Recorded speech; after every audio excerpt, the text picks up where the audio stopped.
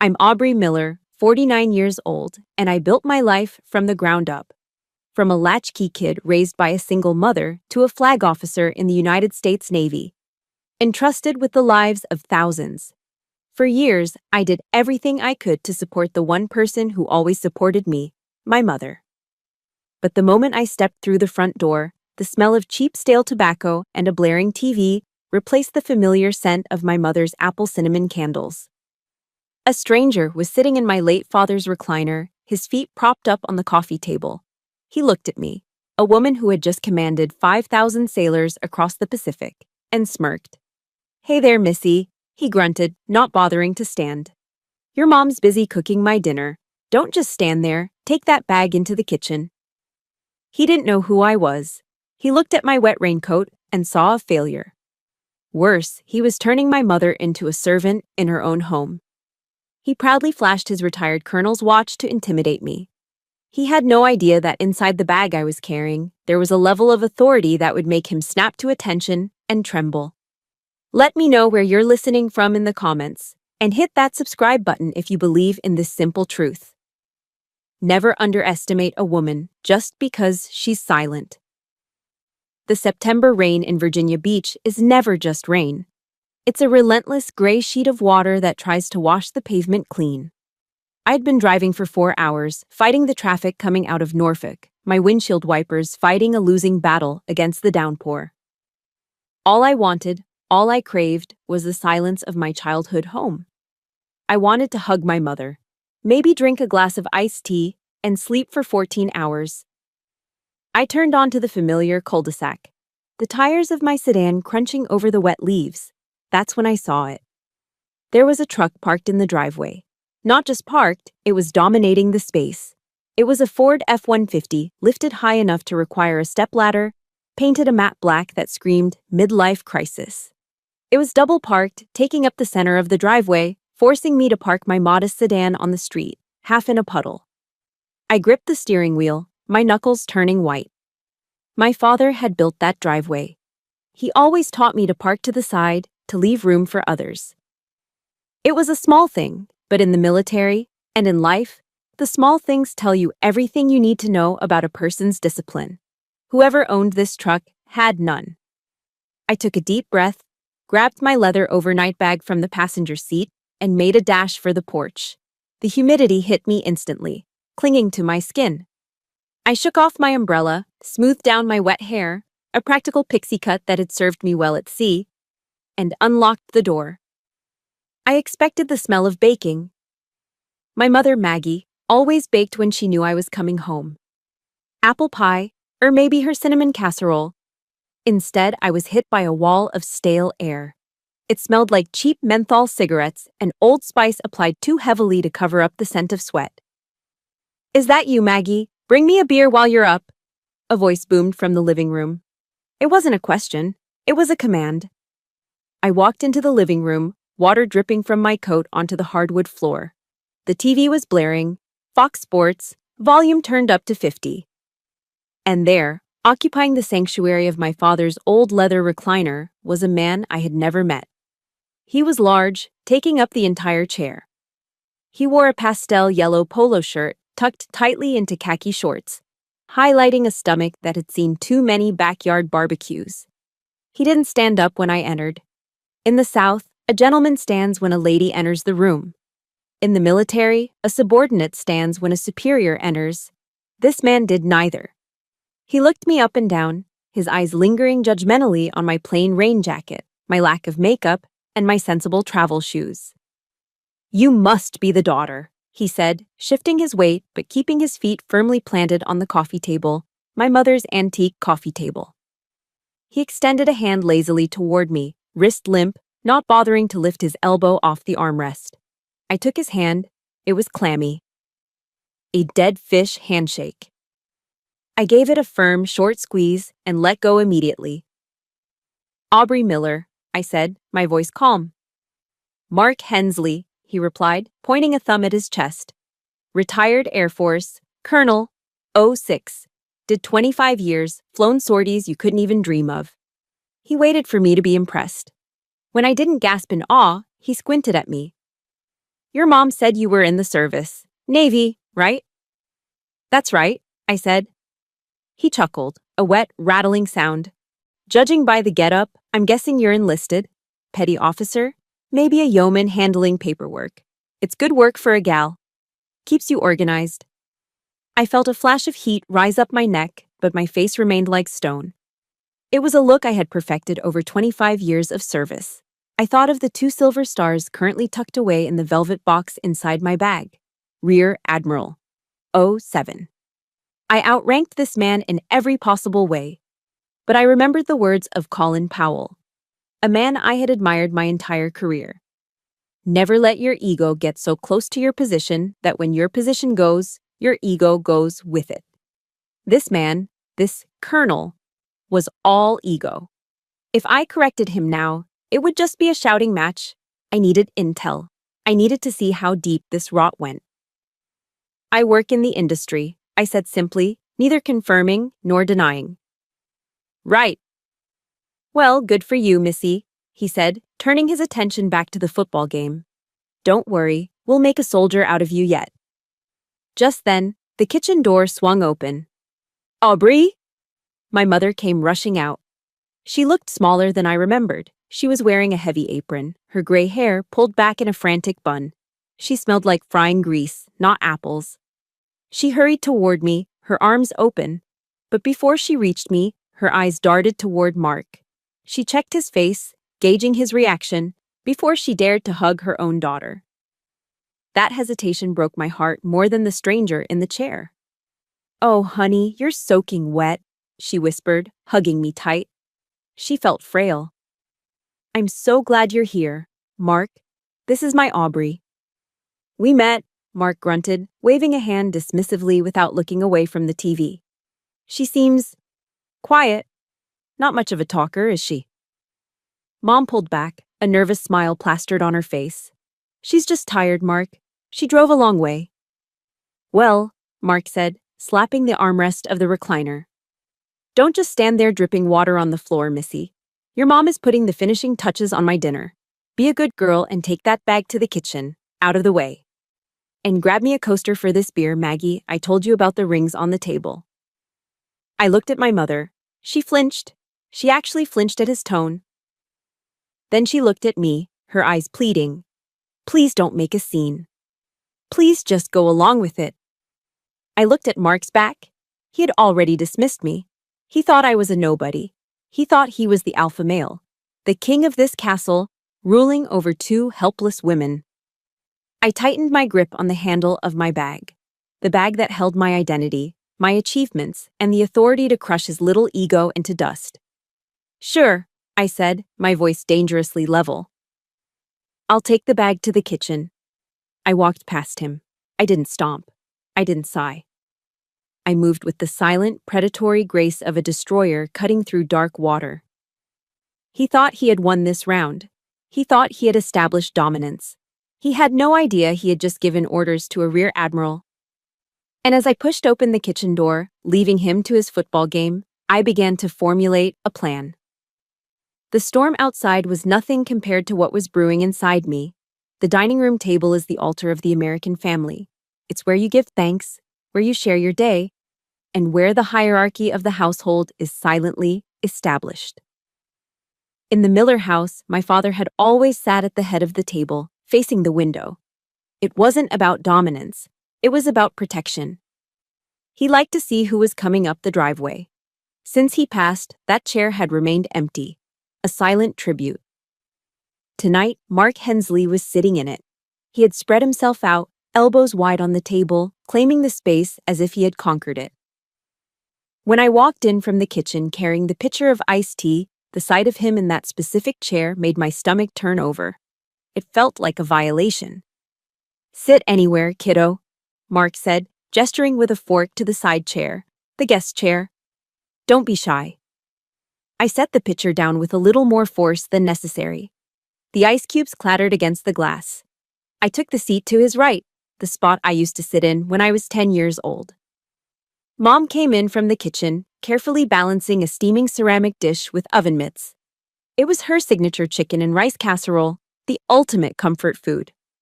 Cream of mushroom soup, shredded chicken, wild rice, and that crispy onion topping that she only made for special occasions.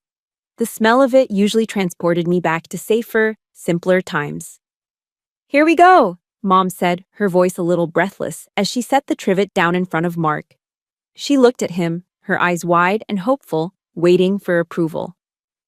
Mark didn't even look at her. He reached for the serving spoon and heaped a massive pile onto his plate before Mom or I had even touched our napkins. Then, before taking a single bite, before even testing the temperature, he grabbed the salt shaker. He shook it vigorously over the casserole. Then he grabbed the pepper grinder and cranked it over the food for a solid 10 seconds. "Mark," Mom said softly, "you haven't tasted it yet. I put plenty of seasoning in the sauce this time." Mark finally took a bite, chewing with his mouth half open, a smacking sound that grated on my nerves like sandpaper. He swallowed and shook his head. "Bland, Maggie. It's just bland. You always go light on the salt. You gotta cook with flavor, like the French. I had this dish in Paris back in '88 that would blow your mind. This? Well, this is fine for home cooking, I guess." I saw my mother's shoulders slump. The light in her eyes flickered out. She sat down silently and took a tiny spoonful of rice, not looking at either of us. My hands were clenched in my lap. "It smells delicious, Mom," I said, making sure my voice carried across the table. "I've missed this. The galley food on the ship is nothing compared to your cooking." Mark snorted. "Galley food? Yeah, I remember the mess halls. Slop on a shingle." He took a long swig of his beer. "But you know, in the Air Force, officers ate like kings. When I was stationed at Ramstein Air Base in Germany during the Cold War, we had filet mignon every Friday night. The O Club there was legendary." And so it began. The Mark Hensley Show. For the next 20 minutes, I didn't get a word in. Neither did Mom. Mark launched into a monologue that was clearly rehearsed, a greatest hits collection of his career. He talked about the wall coming down as if he had personally pushed the bricks over. He talked about flying sorties near the Russian border. His descriptions filled with jargon that sounded impressive to a civilian, but sounded completely off to me. "I was pulling 6 Gs, he boasted, waving his fork in the air. Inverted. The MiG was right on my tail, but I knew I had the better turn radius. You have to have ice in your veins for that kind of work, Aubrey.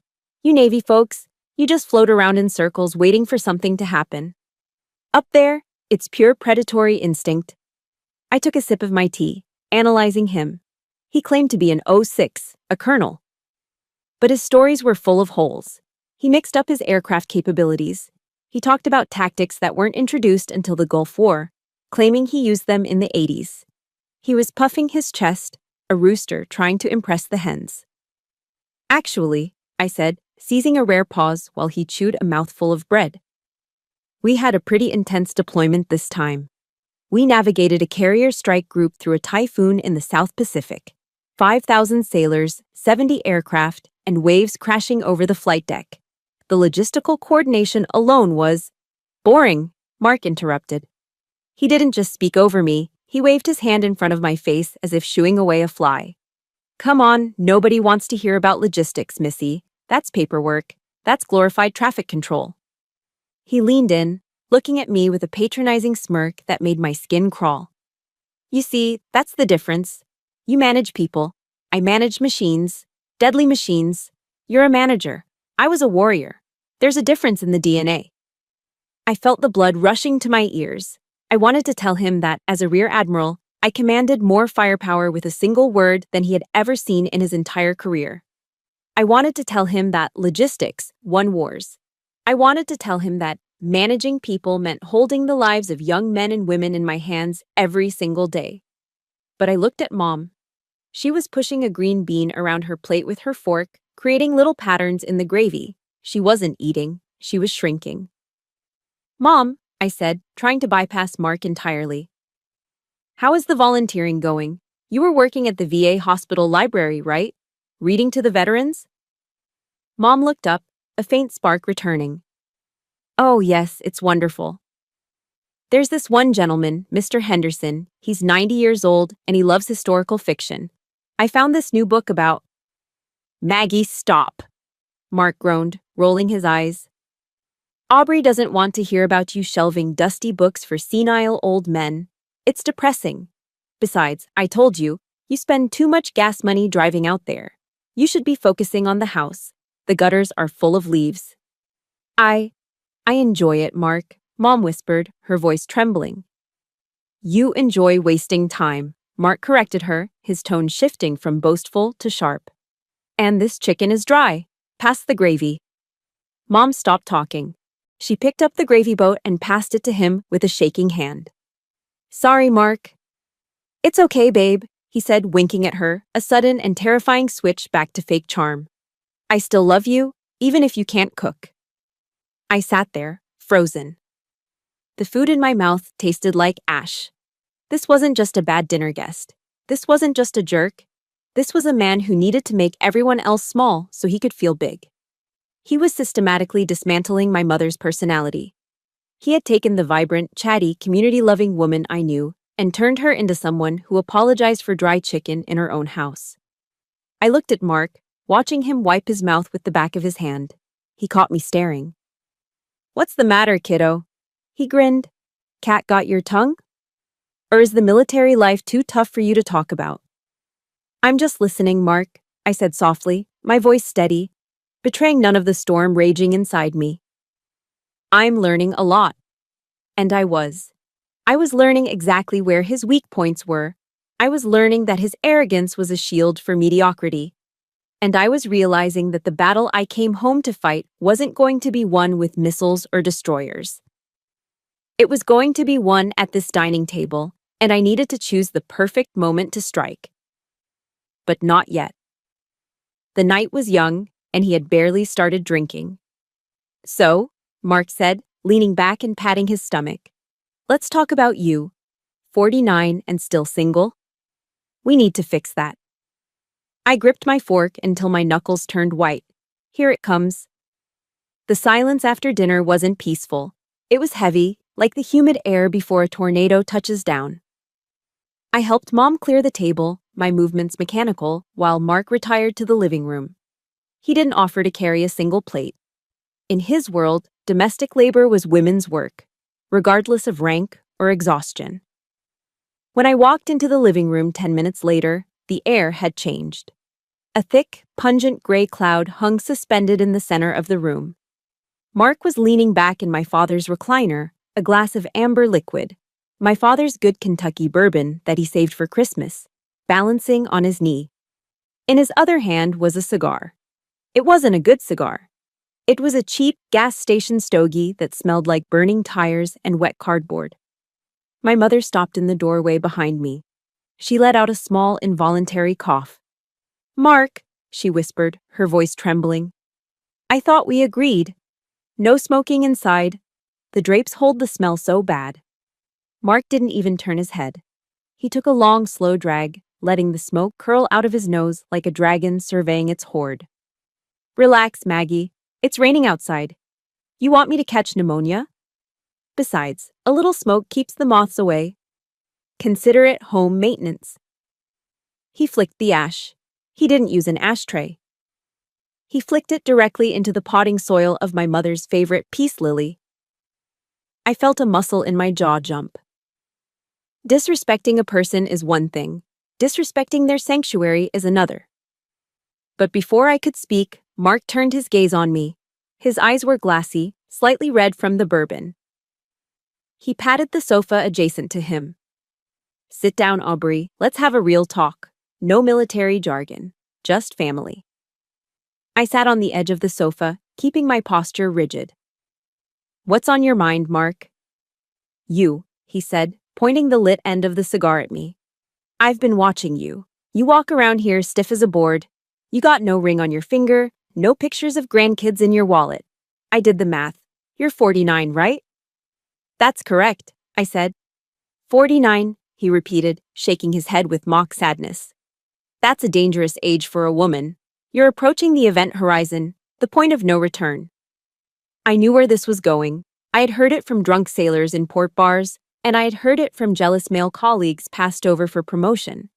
But hearing it here, in my childhood home, from a man wearing khaki shorts and drinking my dead father's liquor, felt particularly vile.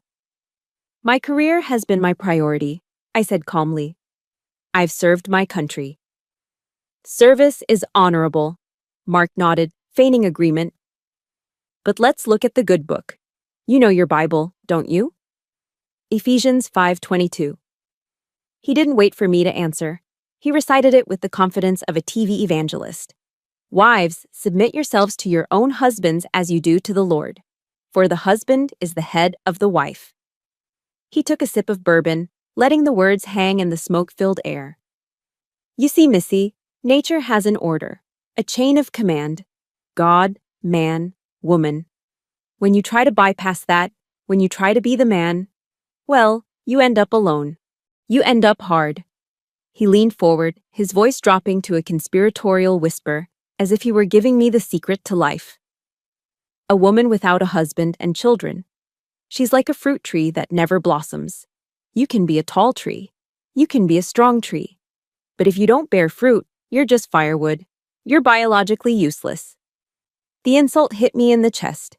It was a biological weapon, designed to target the one thing my rank couldn't protect. My choices as a woman. I have 5,000 sailors who look to me for guidance, I said, my voice icy. I have mentored hundreds of young officers. I have a legacy, Mark. Mark laughed. It was a cruel, barking sound. Sailors, you think those kids care about you? They salute the uniform, Aubrey, not you. When you retire, when they strip those fancy stripes off your sleeve, who's gonna be there? The Navy doesn't love you back. He gestured around the empty room with his cigar. Picture it. 10 years from now, you're 60. You wake up in some cold apartment. Maybe you have a cat, maybe two. You look at those medals on the wall. Can those medals hug you? Can a Distinguished Service Medal hold your hand when you're sick? Can a ribbon tell you it loves you? He sat back, satisfied, thinking he had delivered a fatal blow. I'm telling you this because I'm an alpha male, he said, tapping his chest. I see the world how it is, not how you liberals want it to be. You chased a career to run away from your nature. And now you're just a dried-up old maid playing dress-up in a man's world. I looked at my mother. She was standing by the bookshelf, clutching a dish towel. Her eyes were wet. Surely she would say something. Surely she would defend her daughter against this misogynistic assault. Mom? I said softly. Mom looked at Mark, then at me. She forced a smile that looked painful. He just wants you to be happy, Aubrey, she stammered, her voice cracking. Mark knows about these things. He's just worried you'll be lonely. Like I was. The air left my lungs. It wasn't the smoke, it was the betrayal. She didn't see me. She didn't see the Admiral. She didn't see the woman who had sacrificed everything to ensure she was safe financially. She only saw what Mark told her to see. A failure. A spinster. A disappointment. Mark smirked, seeing my mother's submission. He had won. He had successfully gaslighted her into believing his abuse was actually concern. He had weaponized her fear of loneliness to control her. I stood up. The smoke was burning my eyes, but I refused to blink. I refused to let a single tear fall in front of this man. I think I'll turn in, I said. My voice was devoid of emotion. Stoicism is not the absence of feeling, it is the mastery of it. Inside, I was a nuclear reactor on the verge of meltdown, but on the outside, I was cool steel. You do that, Mark chuckled, reaching for the remote control. Go get your beauty sleep. God knows you need it at your age. I walked up the stairs, my footsteps heavy. I could hear the TV volume go up again. I could hear Mark ask my mother to fetch him some ice. Before we continue to the next chapter, I need to ask you something.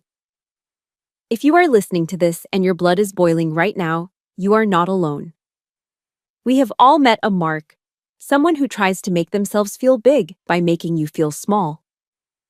I want you to pause for a second and hit the like button if you believe a woman's value is not defined by a ring on her finger.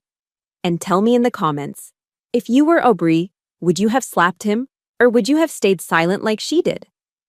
Type, silence is power if you think she's doing the right thing by waiting. I closed the door to my childhood bedroom and leaned against it, breathing hard. The insults replayed in my head. Barren, firewood, useless. He thought he had broken me. He thought I was retreating to lick my wounds. But as I looked around the room, my eyes landed on my open bag. I saw the corner of a bank statement sticking out of a folder I had brought with me. Mark had made a mistake. He had gotten comfortable. He thought he was untouchable because he was a man in a house of women. But he forgot one thing. I wasn't just a woman. I was an investigator. If he was this insecure about his status, this desperate to prove he was a big shot, then he was hiding something. Men like Mark don't just steal dignity, they steal money. I looked at the clock, 9 p.m. I would wake up at 0500. While he was sleeping off his bourbon, I was going to find out exactly who Mark Hensley really was. The biological warfare was over. The financial audit was about to begin. The internal clock of a naval officer is a stubborn thing. It doesn't care about jet lag, and it certainly doesn't care about emotional exhaustion. At 0500 hours, my eyes snapped open. The house was silent, save for the rhythmic drumming of the rain that hadn't let up since I arrived. I lay in bed for a moment, staring at the familiar popcorn ceiling of my childhood bedroom. For a split second, I felt safe. Then, the memory of the night before, the cigar smoke, the insults, the way my mother shrank into herself, came flooding back. I wasn't going back to sleep. I needed coffee, black and strong. I slipped out of bed, dressed in my gray Navy PT gear, physical training shorts, and a t-shirt, and moved silently down the hallway. I didn't turn on the lights. I knew every squeaky floorboard in this house. I had spent 18 years learning how to avoid them when sneaking out as a teenager. But as I reached the bottom of the stairs, I saw a light coming from the kitchen. I paused. My mother wasn't an early riser anymore. Since Dad passed, she usually slept until 7. I moved closer to the kitchen doorway, staying in the shadows. There, sitting at the small breakfast table, was Mark. He wasn't watching TV. He wasn't drinking. He was hunched over a stack of papers, a pair of reading glasses perched on the end of his nose, a calculator in his hand. He looked like a general studying a battlefield map. But as I leaned in, I recognized the logo on the papers. It was the blue and red branding of my mother's bank. I stepped into the light. "Little early for accounting, isn't it, Mark?" He jumped. He actually jumped. His hand instinctively slapped down over the paper he was reading, covering it. He whipped his head around, his eyes wide before he composed himself into that familiar, arrogant smirk. "Jesus, Missy," he breathed, taking off his glasses. "You sneak around like a cat. Don't they teach you to announce yourself in the Navy?" "They teach us stealth," I said, walking over to the coffee maker. I kept my back to him, listening to the rustle of papers as he quickly shuffled them into a folder. "What are you working on?" "Just household management," he said, his voice regaining its bluster. "This house is falling apart, Aubrey. The wiring is shot, the insulation is garbage. I was just running the numbers to see what it would take to bring it up to code. You know, modern standards. Open concept, granite countertops, maybe knock down that wall between the dining room and the den." I turned around, leaning against the counter with my mug. "That sounds expensive." "Does Mom want an open concept?" Mark waved a hand dismissively. "Maggie doesn't know what she wants. She's stuck in the 70s. I'm trying to increase the property value for her. It's an investment. You have to spend money to make money, right?" He stood up, clutching the folder to his chest. "I'm gonna go check the truck. Make sure the windows are rolled up tight with this rain." He brushed past me, smelling of stale morning breath and Old Spice. He was in a hurry to get away from my questions. I waited until I heard the front door close. Then, I moved. I didn't go after him. I went to the trash can. Mark was sloppy. Arrogant people usually are. Lying right on top of yesterday's coffee grounds was a crumpled piece of paper. I fished it out and smoothed it flat on the counter. It was a receipt from the local auto dealership. A payment receipt. 2024 Ford F-150 Platinum. Monthly payment, $845. That was a mortgage payment.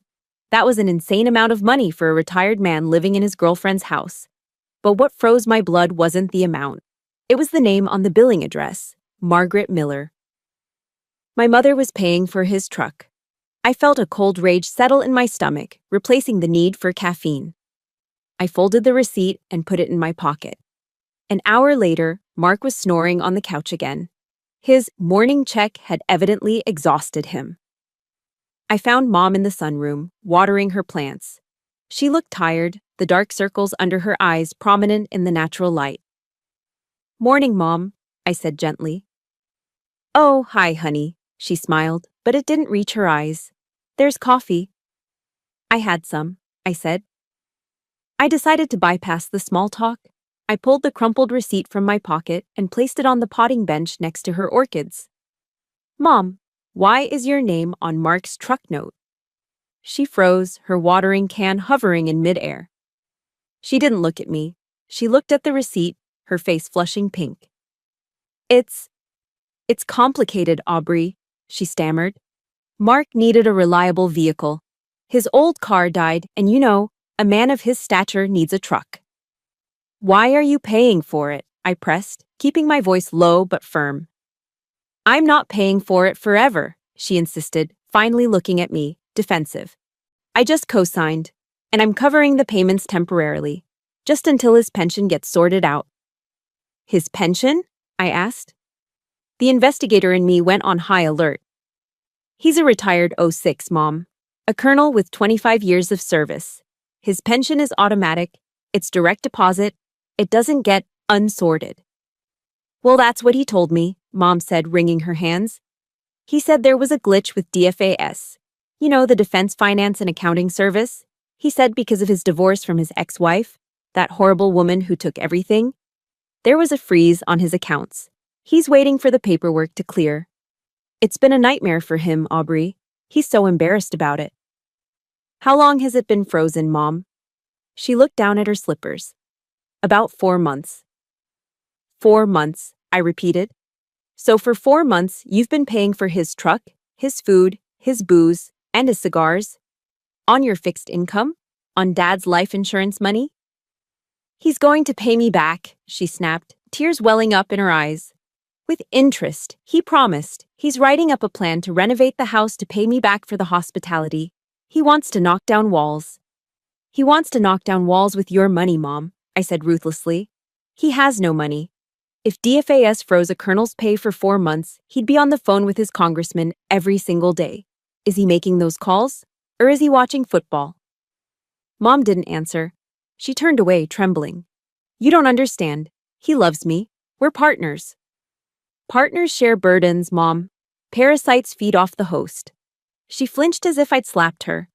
"Don't call him that." "I'm sorry," I said, stepping back, "but I'm going to prove it to you." I walked away, my heart pounding.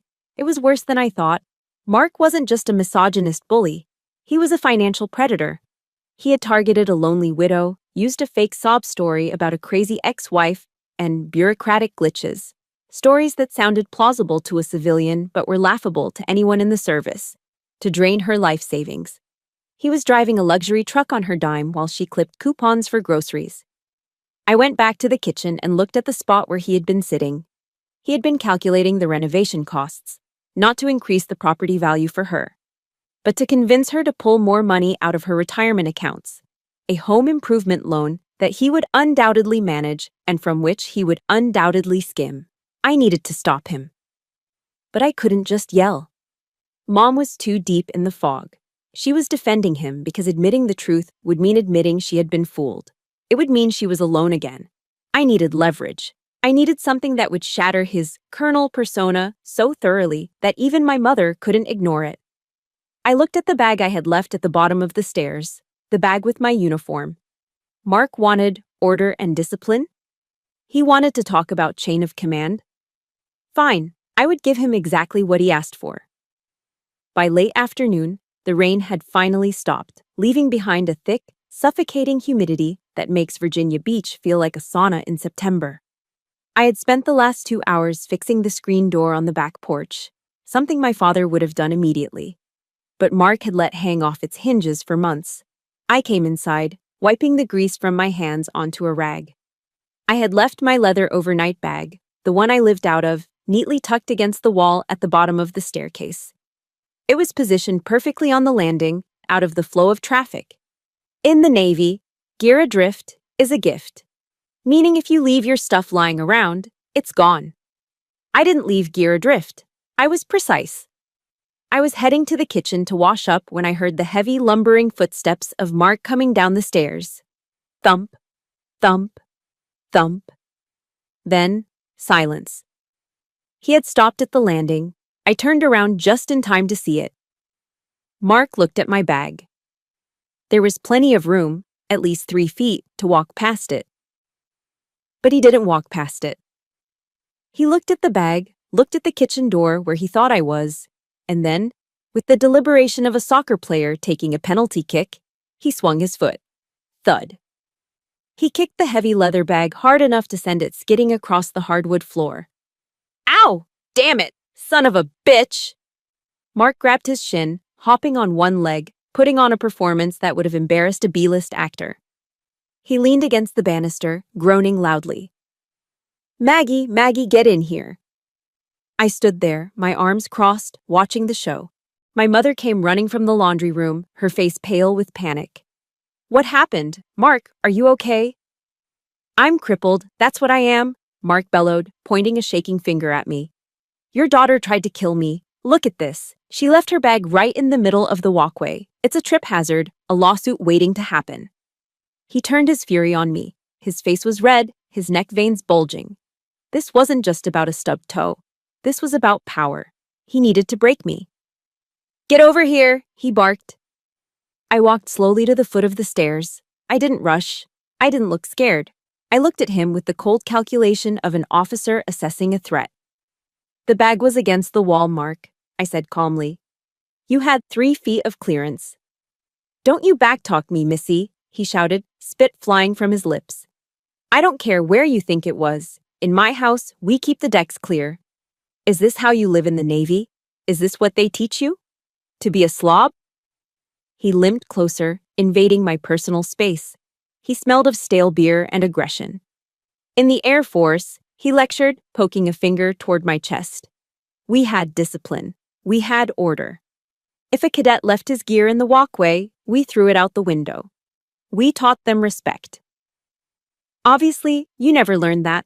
That's probably why you're stuck at the bottom of the ladder, huh? Just a grunt who can't even keep her quarters clean. I felt the heat rising in my chest. The bottom of the ladder. I commanded a carrier strike group. I was responsible for the order and discipline of a floating city. My quarters on the ship were inspected by legitimate admirals. And here was a man who couldn't even fix a screen door, lecturing me on standards. Mark, I began, my voice dropping an octave, a warning tone that usually made commanders nervous. I assure you, my discipline is not the issue here. Don't you dare give me attitude, he screamed. Apologize, right now. You apologize for your negligence. I looked at my mother. I expected her to say, Mark, stop it, she didn't do anything. I expected her to be the mother who used to chase bullies away from the playground. But she didn't. She stood next to him, wringing her hands, tears welling up in her eyes. She looked terrified. Not of him hurting her physically, but of the noise, the conflict, the potential abandonment. Aubrey, please, she whispered, her voice cracking. Just tell him you're sorry. Please, for me. That was the knife twist. For me. She was asking me to validate his lie to keep her peace. She was asking me to submit to a tyrant so she wouldn't have to face the truth. I looked at Mark. He was grinning now, a triumphant, predatory grin. He knew he had her, and because he had her, he thought he had me. I took a deep breath. I could end this right now. I could open that bag, pull out my ID, and end his entire charade. But the timing wasn't right. It was 4 p.m. He was just buzzed, not drunk. The impact wouldn't be maximum. I needed total devastation.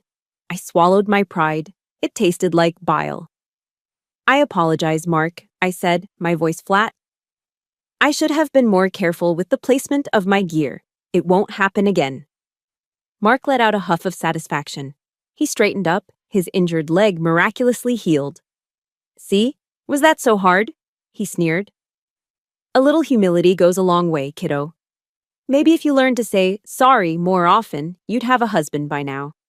He turned to my mother. Maggie, get me an ice pack and a beer. I need to elevate this leg. He hobbled toward the living room, effectively dismissing me. I stood alone in the hallway. My mother hurried past me to the kitchen, avoiding my gaze. I'm sorry, honey, she whispered as she passed. He's just particular. I didn't answer. I walked over to my bag. It was scuffed from his kick.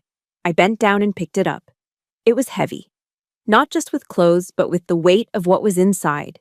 Inside the side pocket, wrapped in a velvet cloth, was my shoulder board case. Inside that case were 2 silver stars. Mark wanted to talk about discipline. He wanted to talk about order. He wanted to talk about the chain of command. He had just lectured a rear admiral on how to be a soldier. He had just kicked the bag containing the uniform of a flag officer. I tightened my grip on the leather handle.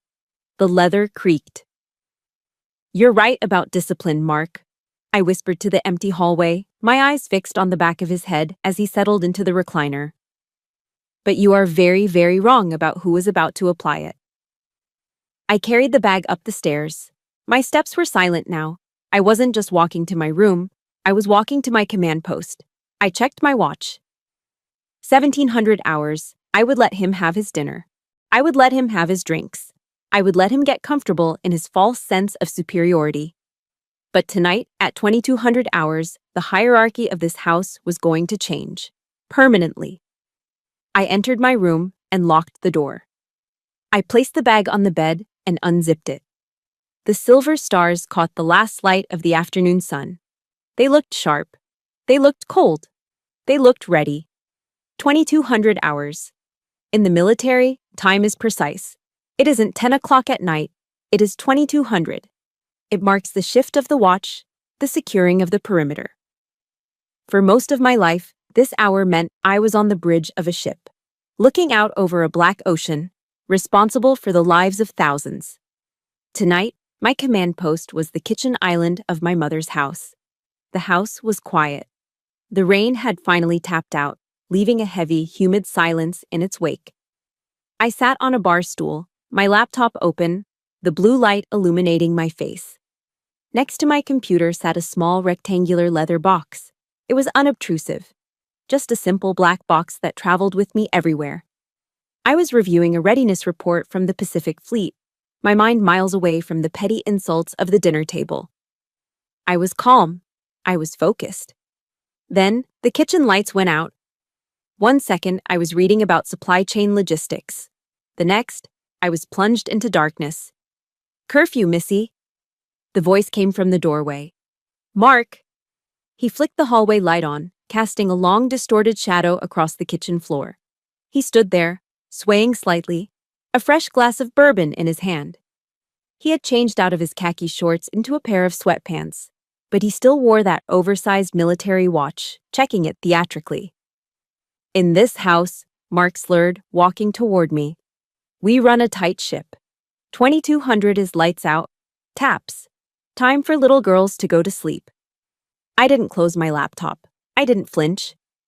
I slowly turned on the stool to face him. I'm working, Mark, I said, my voice low and even. I suggest you go to bed. Mark laughed. It was a wet, ugly sound. He took a step closer, invading my personal space. The smell of cheap bourbon and stale cigar smoke was overpowering. You suggest? He sneered, leaning down so his face was inches from mine. You don't get to suggest anything. Do you know who I am? Do you know what I was? A colonel, I said. 06.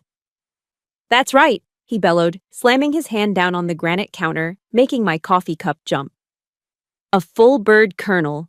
Do you know how many men I commanded? Do you know the respect I get when I walk onto a base? I am the ranking officer in this house. That means I give the orders and you follow them. He poked a finger toward my face. You might play little soldier games in the Navy, pushing papers for some captain, but here, I am the alpha. I am the commander. and I am ordering you to close that computer and get upstairs before I throw it out the back door." I looked at his finger. Then I looked at his eyes. They were bloodshot, filled with a mixture of alcohol and fragile male ego. He truly believed it. He believed that his rank, retired or not, gave him divine right over me. He believed I was a nobody. Margaret Thatcher once said, "Being powerful is like being a lady. If you have to tell people you are, you aren't." Mark had spent 2 days telling me how powerful he was. I took a deep breath. I didn't feel anger anymore. I felt a cold, sharp clarity. The time for observation was over. The time for engagement had arrived. "Actually, Mark," I said, my voice dropping to a register that was devoid of emotion, "you are operating under a false assumption." "Excuse me?" he spat. "You assume you are the ranking officer present," I continued, reaching out my hand toward the small black leather box on the counter. "But you failed to verify your intelligence." Mark frowned, confused. "What are you babbling about?" I didn't answer. I simply unsnapped the brass latch of the case. It made a sharp click that echoed in the silent kitchen. With a slow, deliberate movement, I flipped the lid open. The hallway light caught the contents instantly.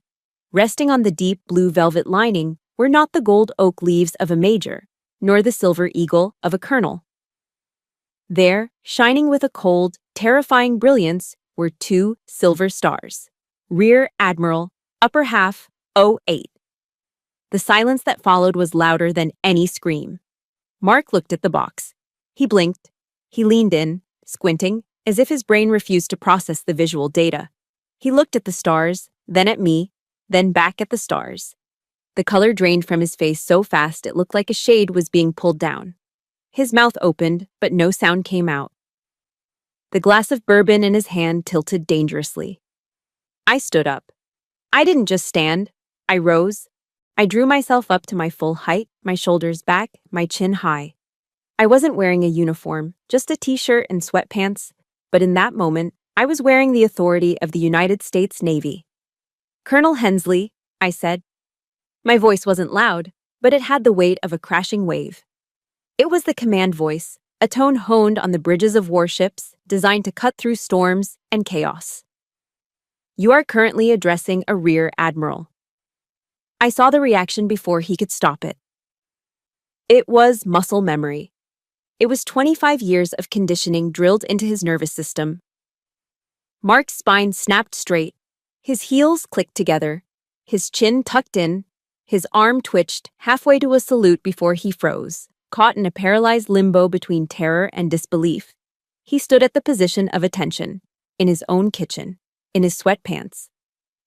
I, he stammered, his eyes darting around the room, looking for an exit, looking for a joke, looking for anything to save him.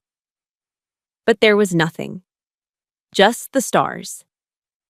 "You spoke to me about discipline," I said, stepping around the island, walking toward him.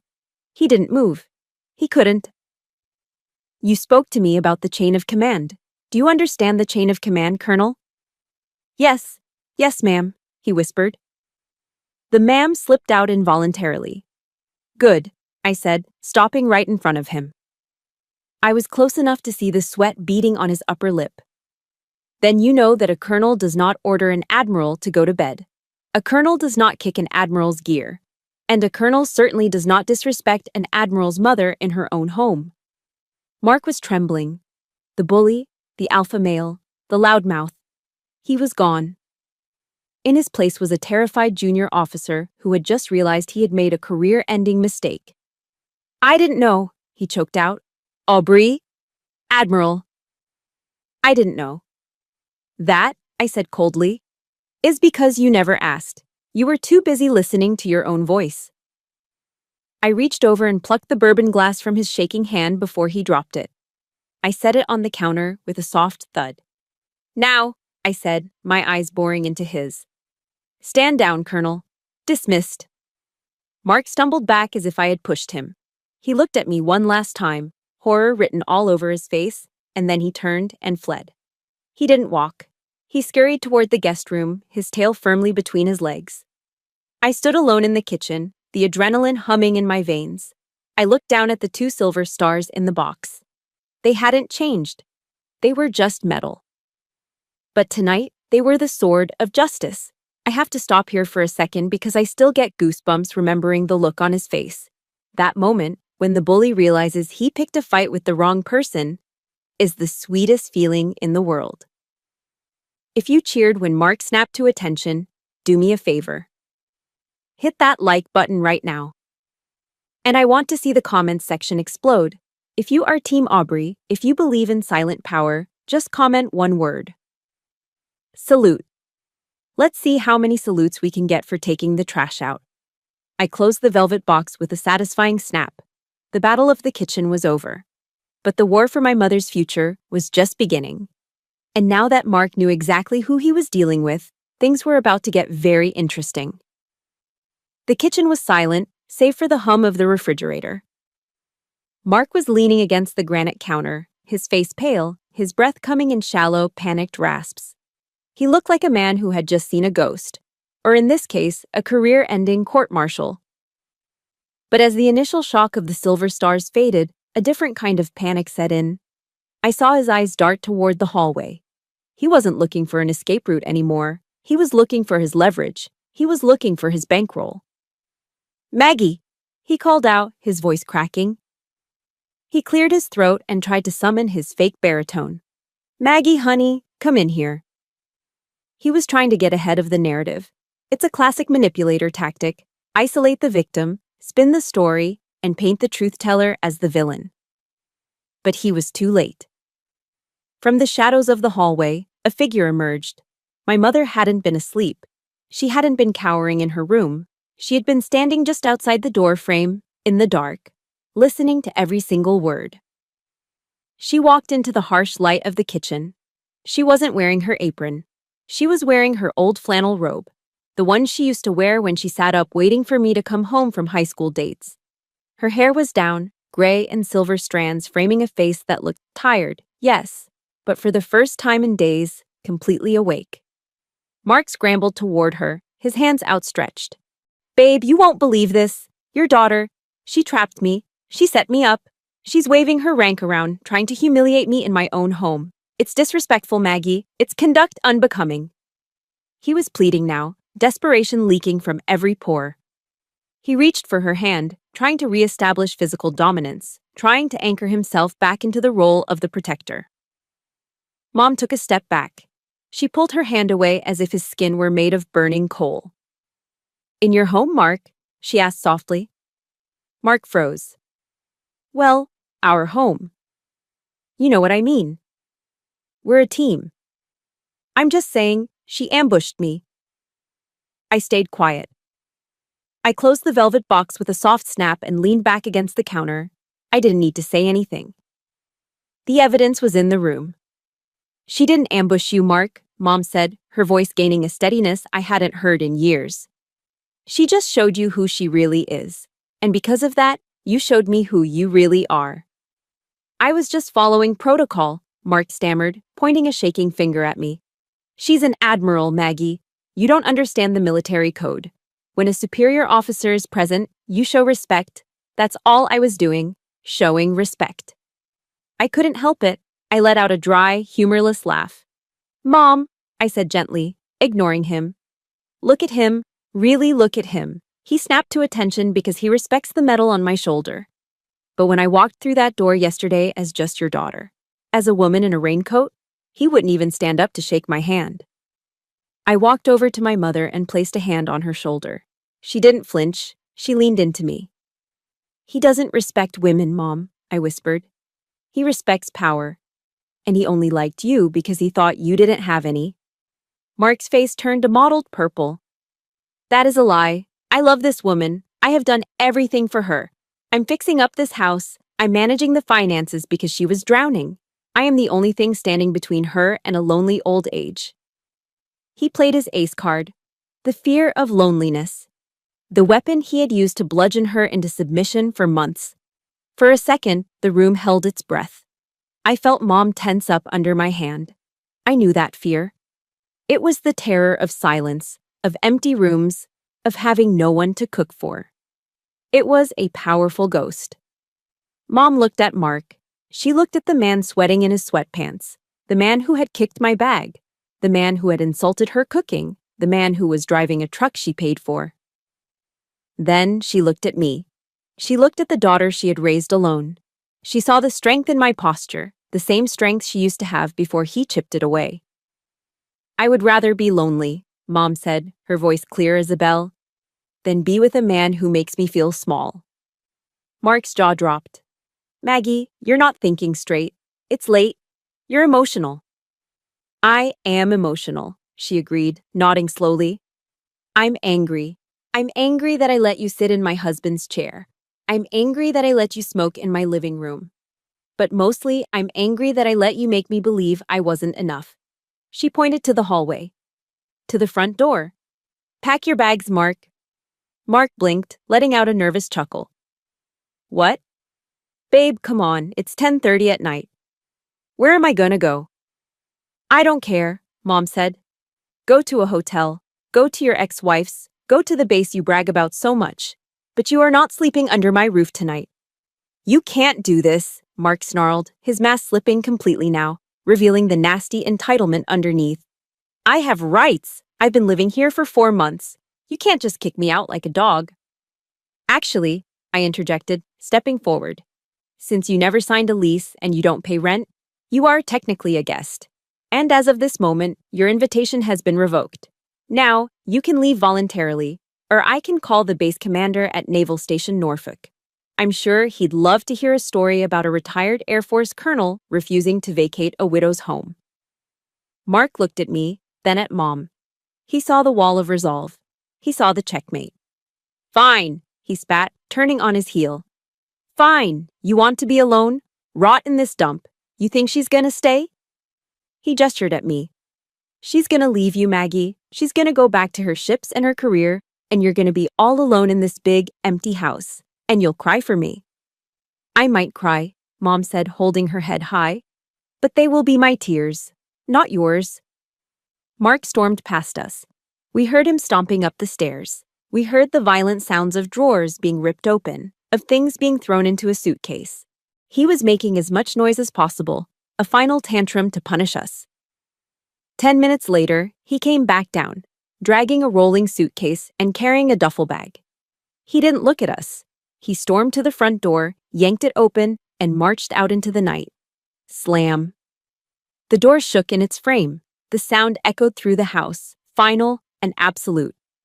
Then came the roar of the Ford F-150 starting up, the truck my mother was paying for, and tires screeching as he peeled out of the driveway.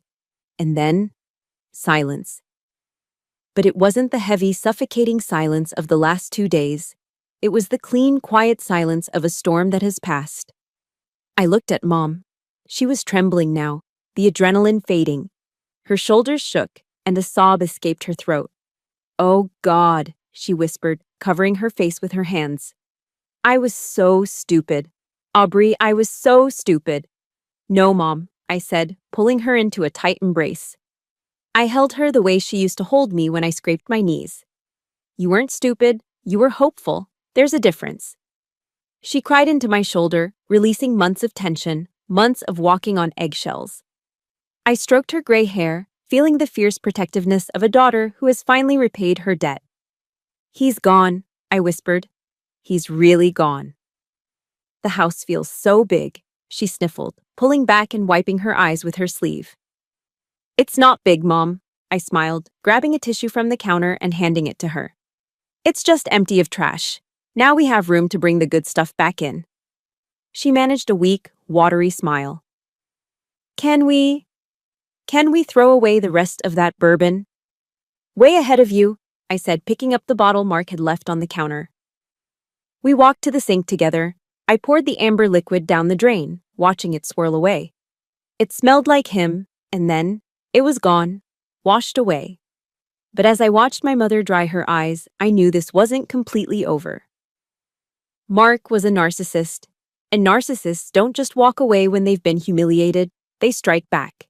I had won the battle of the house, but I had a feeling Mark wasn't done trying to scorch the earth. "Come on," I said, putting an arm around her.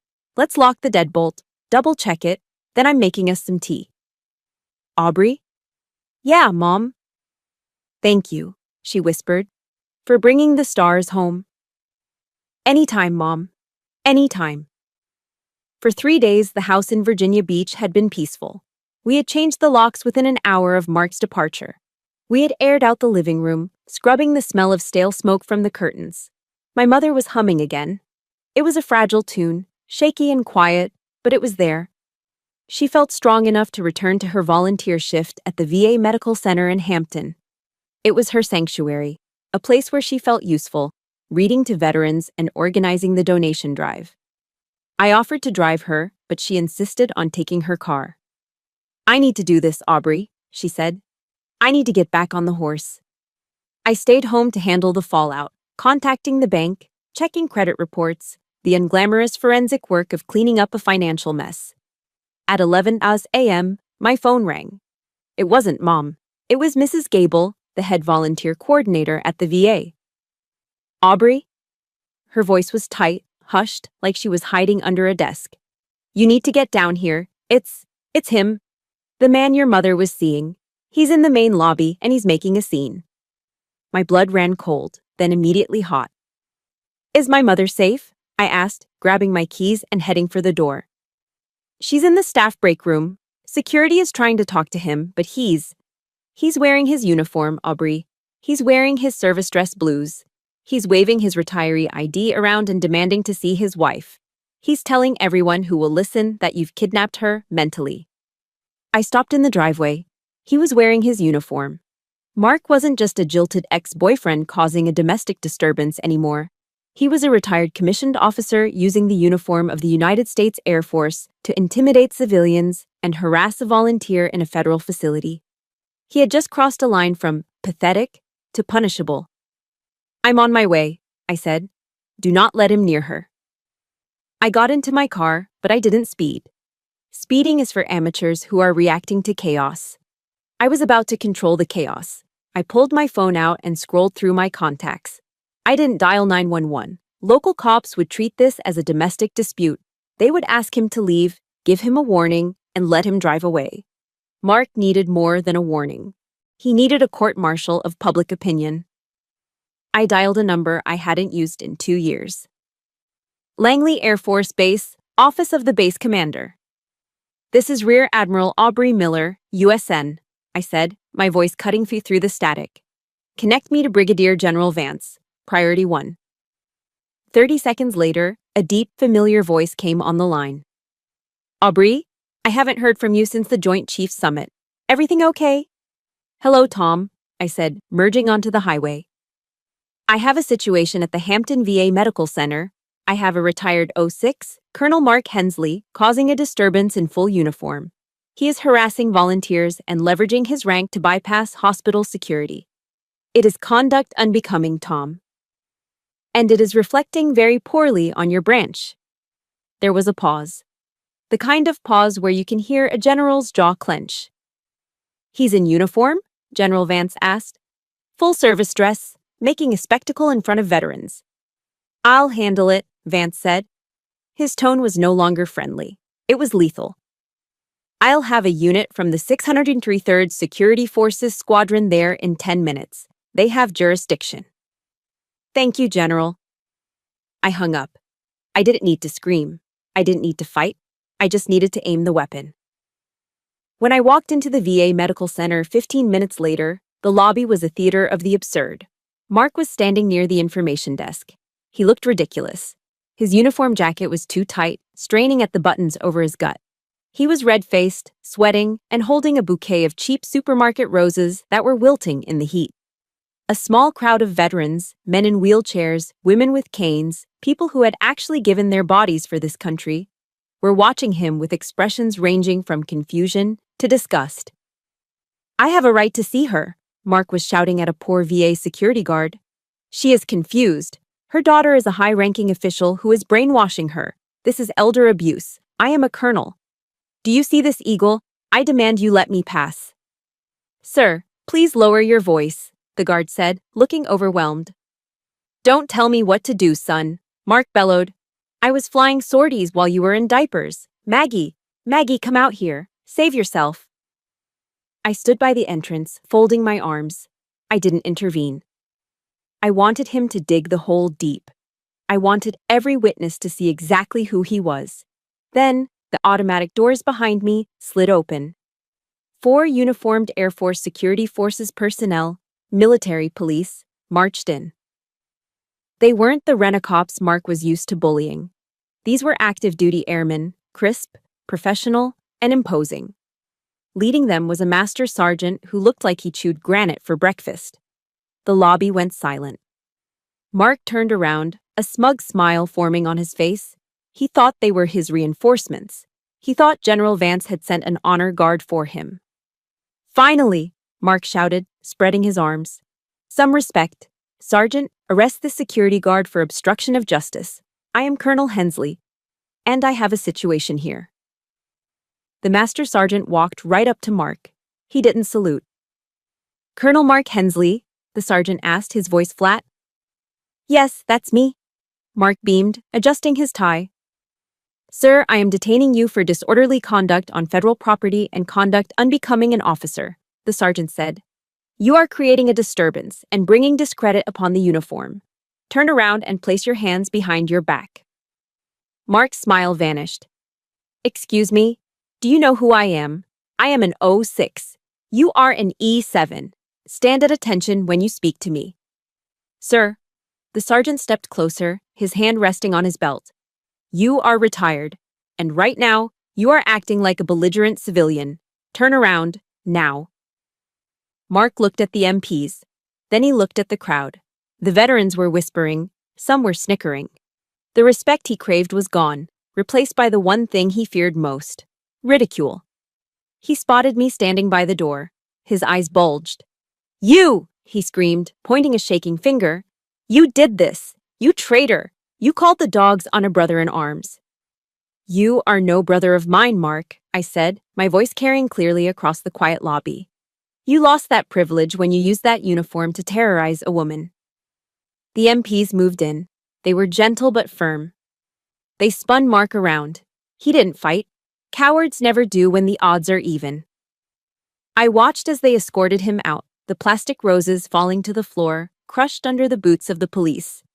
"This is a mistake," Mark was babbling as they dragged him through the sliding doors. "I know people.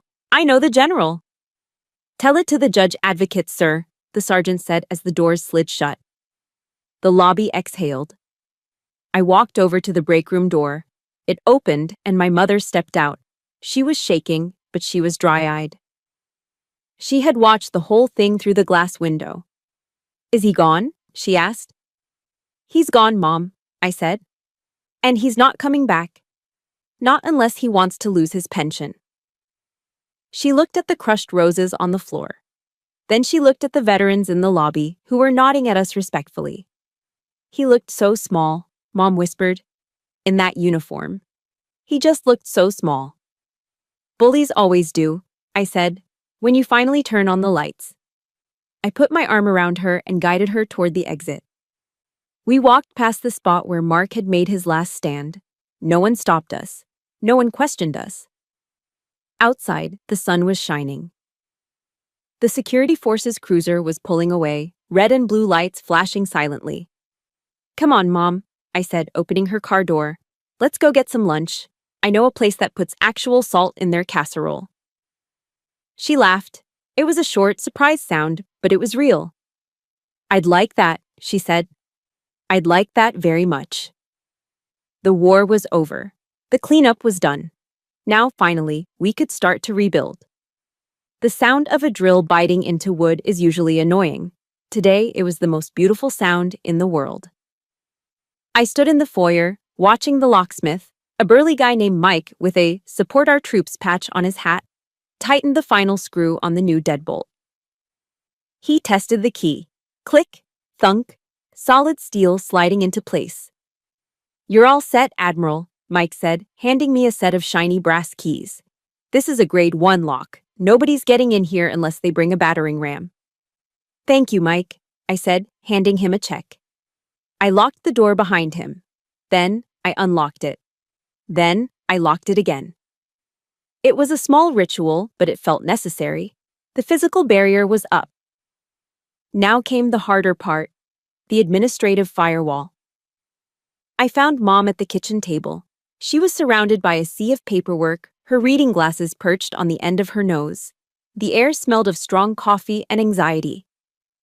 "Okay," I said, pulling up a chair and opening my laptop. "Let's look at the damage." We spent the next 3 hours on the phone. It was the unglamorous trench warfare of modern life, fighting with bureaucracy. We called the 3 major credit bureaus, Equifax, Experian, TransUnion, and froze her credit. We called the bank and closed the joint account Mark had pressured her into opening. The news wasn't good, but it wasn't fatal. "The truck was a lease," I said, putting the phone down after a long conversation with the Ford dealership. "Since you co-signed, we're on the hook for the early termination fee. It's about $3,000. Mom flinched. $3,000. That's my entire vacation fund. "It's money, Mom," I said, reaching across the table to squeeze her hand. "Money can be replaced. Your dignity? That's expensive. Consider the $3,000 tuition fee. You paid for a very expensive lesson." She sighed, taking off her glasses and rubbing the bridge of her nose. "I just feel so foolish. I let him take over everything, even the house." She looked up, her eyes drifting toward the living room. I followed her gaze. When Mark moved in, he had insisted on repainting the living room. He called the color Slate Command. I called it Prison Block Gray. It was a cold, industrial color that sucked the light out of the room and made the antique furniture look depressing. "I hate that wall," Mom whispered. "It feels like a cloudy day that never ends." I looked at the wall. Then I looked at my watch. 1,300 hours. "Get your purse," I said, standing up. Mom looked confused. "Why? Where are we going?" "We're going to Home Depot," I said. "And we're buying the brightest, happiest blue paint we can find. That gray wall dies today." An hour later, we were back. We looked like a hazardous materials team. We had laid down canvas drop cloths, taped up the trim with blue masking tape, and pried open 2 gallons of Sherwin-Williams Coastal Bliss. There is something profoundly therapeutic about manual labor. For years, my work had been intellectual: strategy, logistics, personnel management. But dipping a roller into a tray of thick, rich paint and rolling it over a scarred wall? That was visceral. We put on Mom's favorite Motown playlist. The Temptations were singing My Girl as we attacked the wall. Slap, roll, slap, roll. With every stroke, the cold masculine gray disappeared, replaced by the color of a Caribbean shallow. The room began to breathe again. The light from the bay window hit the wet paint and bounced around, filling the space with energy. Mom wasn't just painting, she was exercising a ghost. She was aggressive with the roller, humming loudly, covering up every last trace of Mark's influence. We got paint in our hair. I got a smudge of blue on my nose. We didn't care. By 6 p.m., the room was transformed. It smelled of fresh latex and clean beginnings. We were exhausted. We collapsed onto the drop cloth in the middle of the room, leaning back against the sofa. I ordered a large pepperoni pizza from the local place, the greasy comfort food kind that we rarely ate. When the box arrived, we ate right there on the floor, passing napkins back and forth, admiring our handiwork in the fading daylight. "It looks like the ocean," Mom said softly, chewing on a crust. "It looks like it used to before. Well, before." "It looks better," I corrected her, "because we did it." Silence settled between us. It wasn't awkward anymore. It was the comfortable silence of 2 soldiers who had survived a firefight. "Avery?" Mom asked, not looking at me. She was tracing the pattern of paint splatters on the canvas. "Yeah, Mom." "Why do you do it?" "Do what? Paint?" "No," she shook her head. "Why do you come back? You're a rear admiral. You have a staff. You have a career that takes you around the world. You're important. And I'm just an old woman who got tricked by a con artist in a Ford truck." She looked at me then, her eyes vulnerable. "I'm weak, Aubrey. I let him walk all over me. Why do you still need me?" I put my slice of pizza down. I wiped my hands on a paper towel, thinking about how to answer. I thought about the bridge of my ship, the cold wind, the immense weight of responsibility, the way 5,000 people looked at me for answers, expecting me to be made of steel. They didn't know that sometimes the steel felt like it was cracking. "Mom," I said quietly, "do you know what it's like to be the boss? To be the one who can never be wrong, who can never be scared?" She shook her head. "It's lonely," I admitted. The word hung in the air, heavy and true. "It is incredibly lonely. Everyone salutes me. Everyone says yes, ma'am. But nobody asks me if I'm okay. Nobody makes me chicken casserole when I'm tired." I turned to her, pulling my knees up to my chest. "You think you're weak because you trusted someone. I don't see weakness. I see a woman who still has a heart soft enough to trust, even after everything. I've lost that, Mom. The Navy took that from me a long time ago. I have armor. You have heart." Tears pricked my eyes. I come back because when I walk through that door, I don't have to be the Admiral. I don't have to be the 07. I can just be Aubrey. I can just be your daughter. And frankly, I need that more than I need the stars on my collar. Mom stared at me. She reached out with her paint-stained hand and touched my cheek. Her palm was warm. "You're always my Aubrey," she whispered, "even with the stars."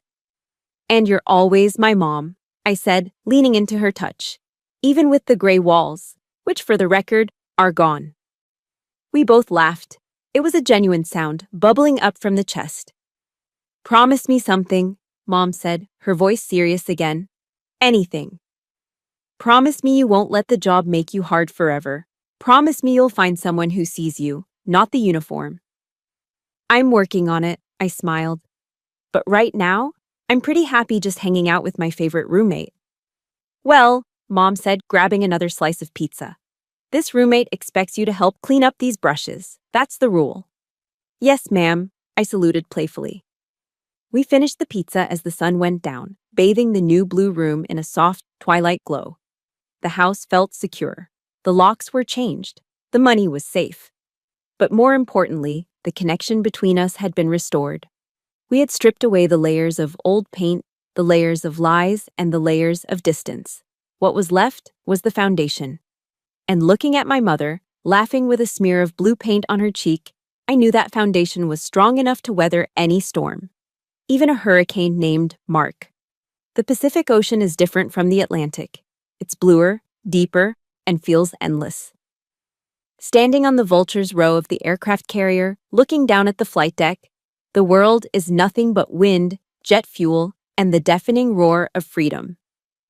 It had been 6 months since I stood in my mother's kitchen in Virginia Beach. 6 months since I put 2 silver stars on a velvet cushion and watched a bully shrink into a coward.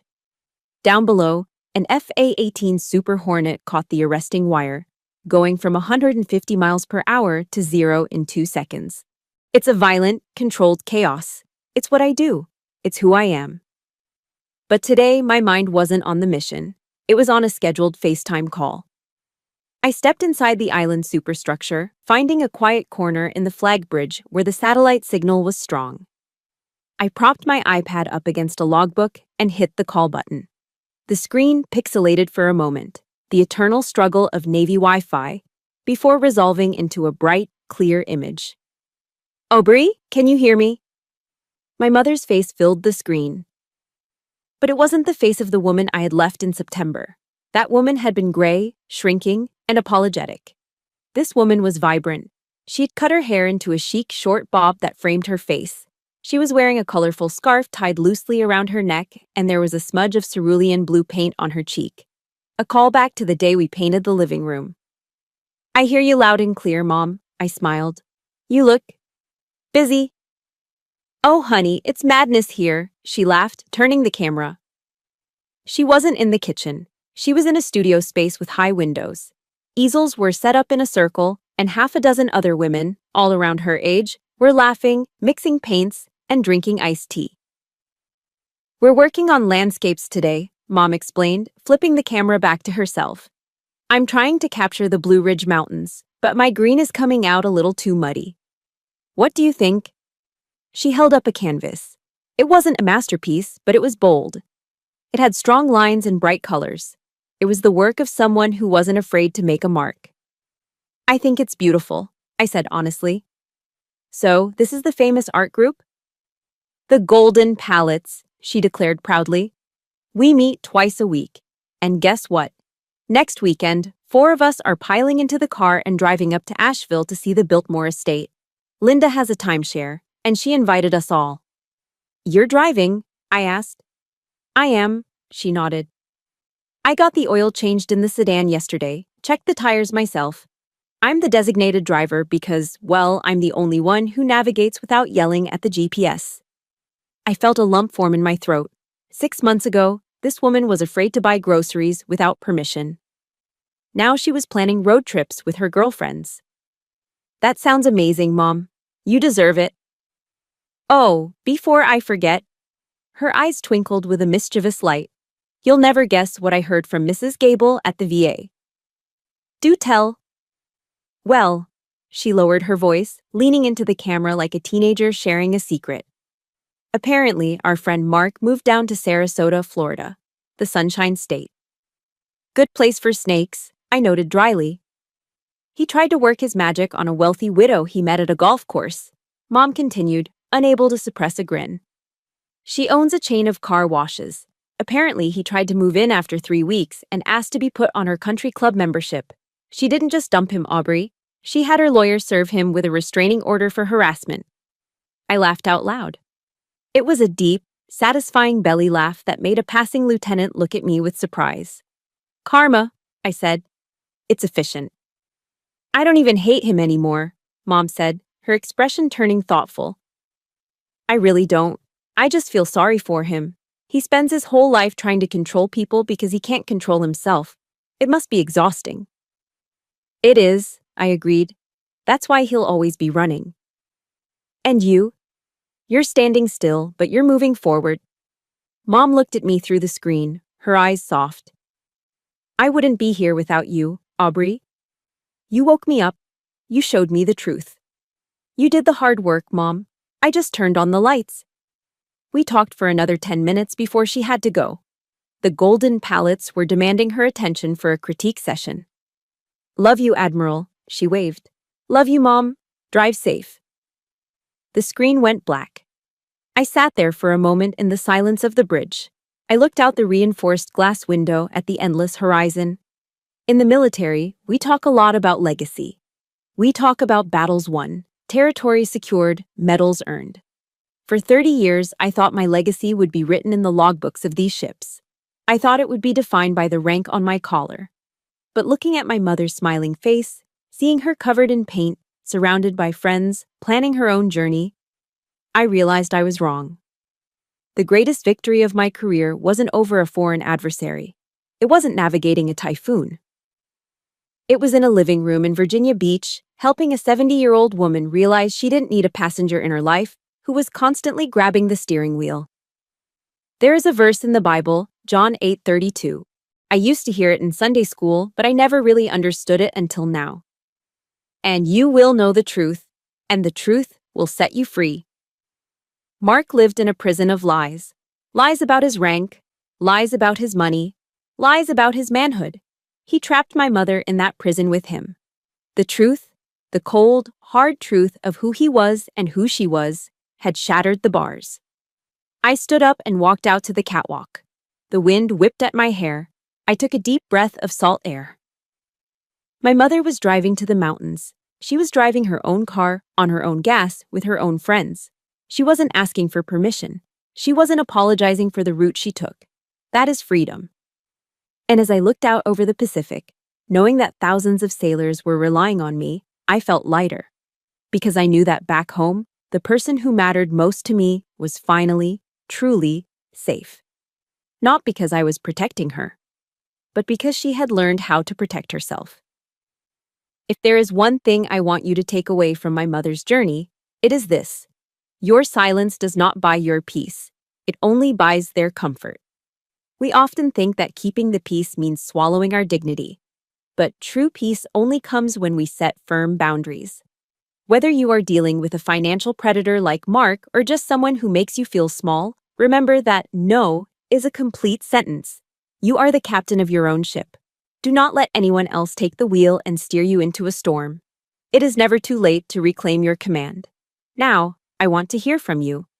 Have you ever had to stand your ground against someone who underestimated you? Or maybe you are currently helping a loved one find their voice. Share your story in the comments below. This community is here to listen and support each other. If you enjoyed seeing justice served today, please hit that like button and subscribe to the channel.